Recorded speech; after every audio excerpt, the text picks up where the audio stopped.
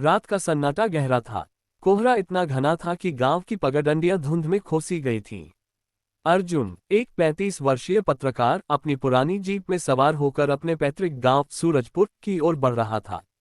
उसका मन बेचैन था। शहर की चकाचौंध में रहने वाला अर्जुन कई सालों बाद गांव लौट रहा था, और कारण था एक रहस्यमयी पत्र जो उसे अपने दादा हरि सिंह की मौत से जुड़ा मिला था। पत्र में लिखा था, अर्जुन, तुम्हें सच जानना होगा। तुम्हारे दादा की मौत कोई हादसा नहीं थी। सूरजपुर की हवेली में कुछ छिपा है। 80 साल पहले जो हुआ उसका सच अब सामने आना चाहिए। समय कम है, आ जाओ। पत्र पर कोई नाम नहीं था, केवल एक पुराना पता, सूरजपुर हवेली, कमरा नंबर 13।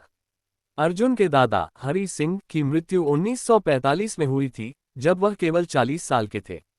परिवार में हमेशा यही कहा गया कि उनकी मौत एक हादसे में हुई थी, हवेली की छत से गिरकर। लेकिन अर्जुन को हमेशा शक था। दादा की तस्वीर जो उनके घर की दीवार पर टंगी थी, में उनकी आंखें कुछ कहती थीं, जैसे कोई अनकहा दर्द, कोई अनसुलझा रहस्य। सूरजपुर गांव पहुंचते ही अर्जुन को एक अजीब सा एहसास हुआ। गांव की सड़कें वीरान थीं और हवेली, जो गांव के बाहर एक पहाड़ी पर खड़ी थी, अंधेरे में भूतिया लग रही थी। हवेली की दीवारें जर्जर हो चुकी थीं और खिड़कियां टूटी हुई थीं। अर्जुन ने अपनी जीप हवेली के सामने रोकी और टॉर्च लेकर उतर गया। कोई है, उसने आवाज लगाई, लेकिन जवाब में केवल हवा की सनसनाहट थी। हवेली का मुख्य द्वार खुला था, जैसे कोई उसका इंतजार कर रहा हो। अर्जुन ने कदम रखा और तभी फर्श पर पड़े पुराने कालीन से धूल उड़ी। हवेली के अंदर का माहौल ठंडा और भारी था। दीवारों पर टंगी तस्वीरें समय के साथ फीकी पड़ चुकी थीं, लेकिन एक तस्वीर ने अर्जुन का ध्यान खींचा। यह उसके दादा की थी, लेकिन उनके बगल में एक और व्यक्ति था, एक औरत, जिसके चेहरे को किसी ने काले रंग से पोत दिया था। ये कौन है? अर्जुन ने खुद से पूछा। कमरा नंबर 13 हवेली के तीसरे माले पर था। सीढ़ियां चरमराती थीं और हर कदम पर अर्जुन को लगता था कि कोई उसका पीछा कर रहा है। कमरे का दरवाजा पुराना था और उस पर नक्काशी थी, कुछ अजीब से प्रतीक जो तांत्रिक चिन्हों जैसे लगते थे। अर्जुन ने दरवाजा खोला। कमरे में एक पुराना लकड़ी का बक्सा था, जिस पर मोटी जंजीरें और ताला लटक रहा था। बक्से के पास एक डायरी थी, जिस पर हरि सिंह 1945 लिखा था। अर्जुन ने डायरी खोली। पहला पन्ना खाली था, लेकिन दूसरा पन्ना पढ़ते ही उसका दिल धड़कने लगा। मैंने उसे देखा। वह रात को आती है। उसकी आंखें खाली हैं, लेकिन उसका गुस्सा जीवित है। मैंने गलती की। मुझे माफी मांगनी चाहिए थी, लेकिन अब बहुत देर हो चुकी है। सूरजपुर की जमीन पर श्राप है, और यह श्राप मेरे साथ खत्म नहीं होगा। डायरी में और पन्ने थे, लेकिन वे फटे हुए थे। अर्जुन ने बक्से को खोलने की कोशिश की, लेकिन ताला नहीं खुला। तभी उसे पीछे से एक ठंडी सांस का एहसास हुआ। उसने पलटकर देखा, कोई नहीं था, लेकिन कमरे की दीवार पर एक परछाई थी, जो धीरे धीरे हिल रही थी।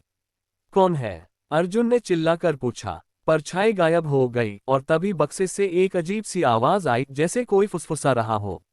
अगले दिन अर्जुन गांव में कुछ बुजुर्गों से मिला। एक बूढ़ी औरत, माया देवी, ने उसे बताया कि हवेली में 80 साल पहले कुछ भयानक हुआ था। हरि सिंह एक जमींदार थे और उनकी शादी एक खूबसूरत औरत, श्यामा, से हुई थी। लेकिन श्यामा की मौत रहस्यमय थी।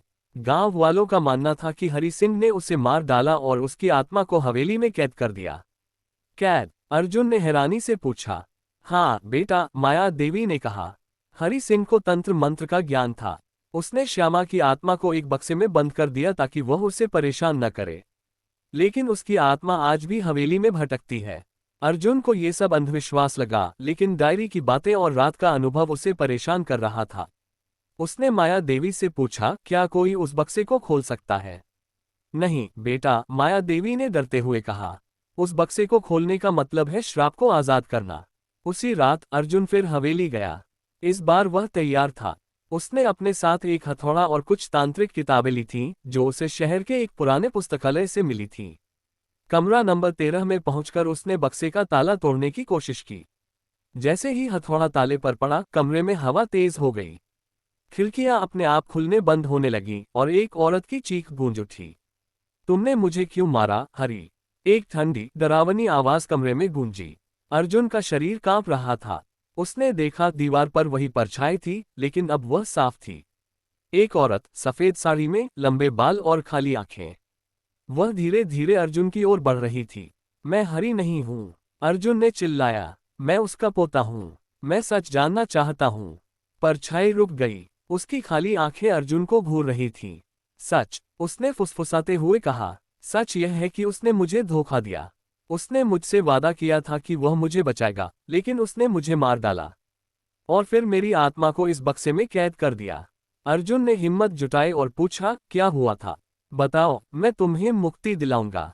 परछाई ने बताया कि श्यामा और हरि की शादी प्यार से हुई थी, लेकिन हरि को गांव की जमीन पर कब्जा करने के लिए एक तांत्रिक ने सलाह दी कि उसे अपनी पत्नी की बलि देनी होगी।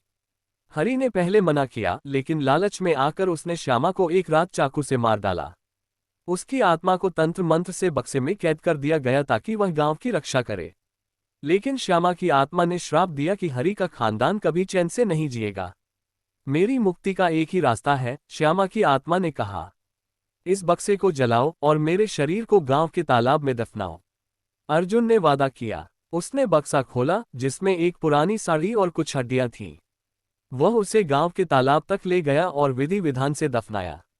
फिर बक्से को आग के हवाले कर दिया। जैसे ही आग की लपटें उठीं, एक जोरदार चीख गूंजी और हवेली की सारी खिड़कियां एक साथ टूट गईं। अगले दिन गांव में एक अजीब सी शांति थी। हवेली अब उतनी डरावनी नहीं लग रही थी। अर्जुन ने गांव वालों को सारी बात बताई। कुछ ने उसका यकीन किया, कुछ ने इसे कोरी कल्पना कहा। लेकिन अर्जुन के मन को सुकून था। उसने अपने दादा की गलती को सुधार दिया था। वापस शहर लौटते समय अर्जुन ने एक आखिरी बार हवेली की ओर देखा।